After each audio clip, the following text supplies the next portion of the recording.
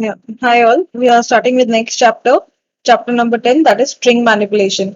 So इस chapter में basically हम देखेंगे कि string पे हम क्या क्या operations perform कर सकते हैं, कैसे perform कर सकते हैं, and what are the important keywords or operations for it.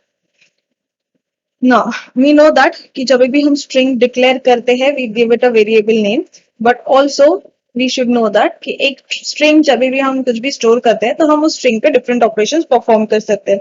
जैसा उस string का length find out करना हो, दो strings को combine करना हो, किसी string को traverse करना हो.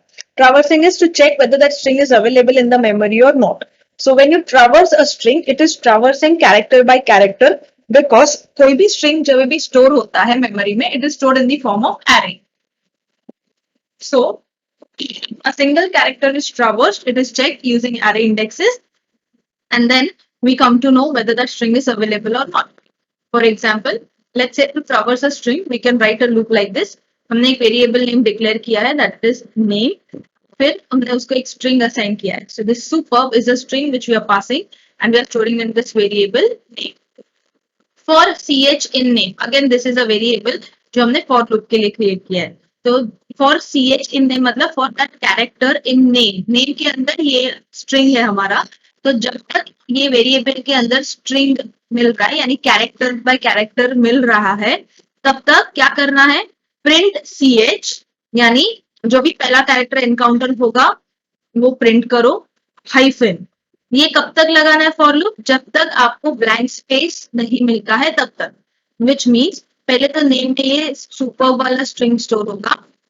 जैसे ये फॉर लूप एग्जीक्यूट होगा, it will check that character in name, यानी सिंगल कैरेक्टर पहला मिला मतलब character is available in this variable, तो प्रिंट करो. तो सबसे पहले एच प्रिंट किया, फिर हाइफन, और फिर वो चेक कर रहा है कि एंड मिला कि नहीं. सो अगेन हमने देखा तो next character is available, so next character it will print that is you, उसके बाद हाइफन, फिर पी हाइफन बी हाइफन, और बी के बाद जब वो जाएगा तब पता चलेगा कि okay now the string has ended, कि हमको एक ब्लैंक स्पेस मिल गया है बी के बाद.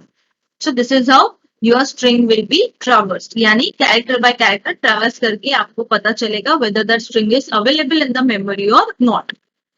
तो इसी का एग्जाम्पल है to display the string in reverse order. इसका मैं आपको एक रेफरेंस वीडियो भेज दूंगी. Next we study is basic string operators. ये स्ट्रिंग ऑपरेटर्स क्या क्या होते हैं, just a second.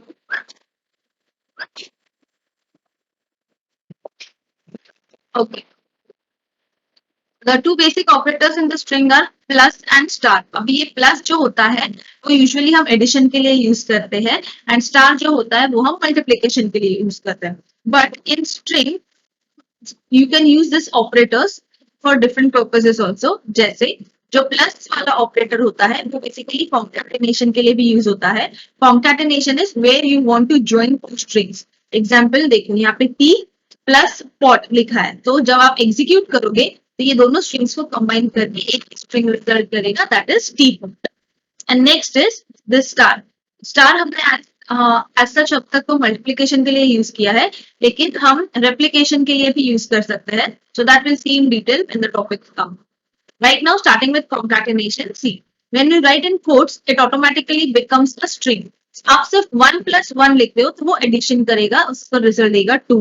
But if you are writing this in single quotes, तो it will take it as a string, और बीच में प्लस डाला है मतलब आपको ये दोनों यानी ये 1 और ये वाले 1 को कंबाइन करना है. So it will result as 11.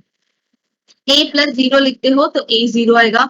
1 2 3 plus ABC लिखते हो तो 1 2 3 ABC आएगा. So make sure that when you are writing a string or when you are performing concatenation operation on string, तो ये quotes आने चाहिए, सिंगल quotes हो या डबल quotes हो, अदरवाइज वो नॉर्मल एडिशन परफॉर्म करके रिजल्ट देगा इन numericals.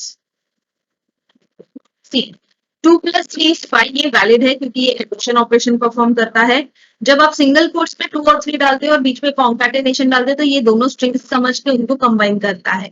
So either you are placing quotes to both the variables यानी both the numbers, or you are not placing at all.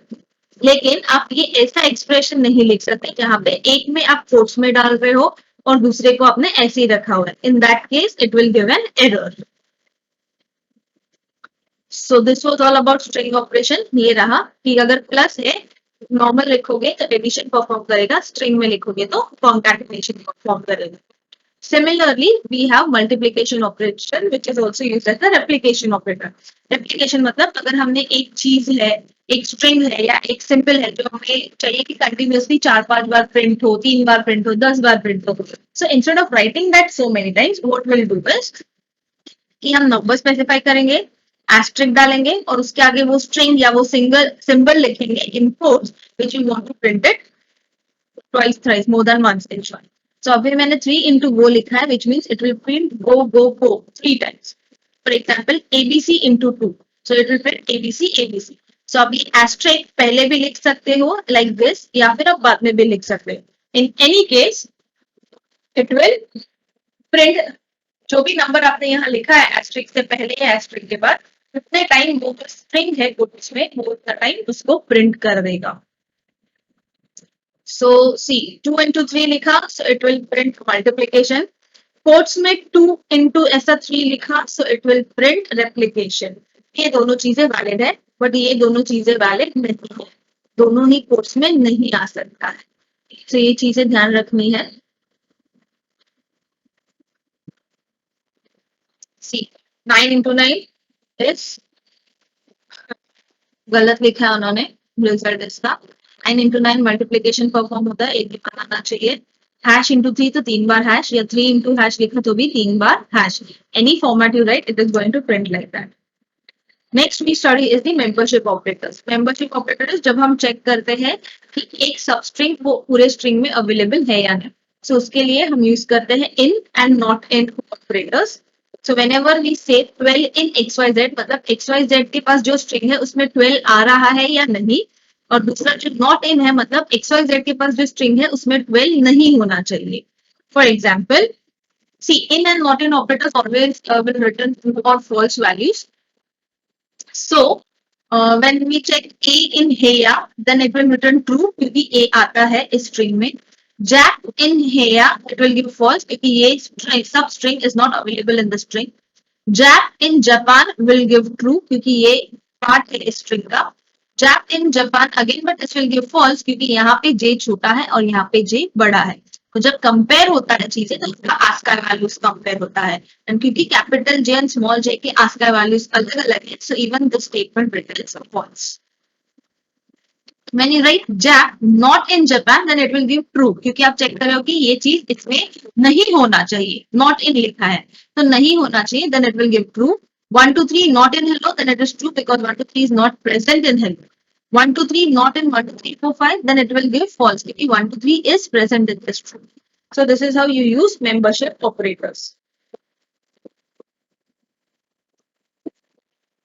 ये उसका example है, please go through it. We'll go through this program. Write a program to input an integer and check if it contains any zero in it. तो आप user से एक number enter करोगे, वो जो भी नंबर लिया है n में स्टोर करोगे एंड उसको स्ट्रिंग में कन्वर्ट करोगे. वो नंबर को स्ट्रिंग में you will just convert. Let's say I have inputted 0 1 2 3 4, तो वो 4 को नंबर एक्सेप्ट किया है, लेकिन यहाँ इस लाइन में मैंने उसको स्ट्रिंग में कन्वर्ट कर दिया है क्योंकि वेरिएबल के सामने मैंने प्रीफिक्स स्ट्रिंग डाल दिया है. सो इफ 0 in S, यानी इट सेज कि S को हमने जो स्ट्रिंग अलॉट किया है, यानी नंबर में मैंने 0 1 2 3 4 स्टोर किया है, वो स्ट्रिंग में कन्वर्ट होके S में स्टोर हुआ है. इफ 0 in S, यानी S में जो स्टोर हुआ है उसमें 0 है या नहीं, तो इन दिस केस वो स्टोर है 0 1 2 3 4 पे. सो अगर ये कंडीशन ट्रू है, then print there is a 0 in that number, otherwise print there is not a 0. For example, किसी ने 6708 डाला, so it will print there is a 0 in 6708. अगर किसी ने 7281 डाला तो उसमें नहीं है, so it will print this way. So in this way, in and not in operators लिख सकता है. Next video we are going to see what are comparison operators.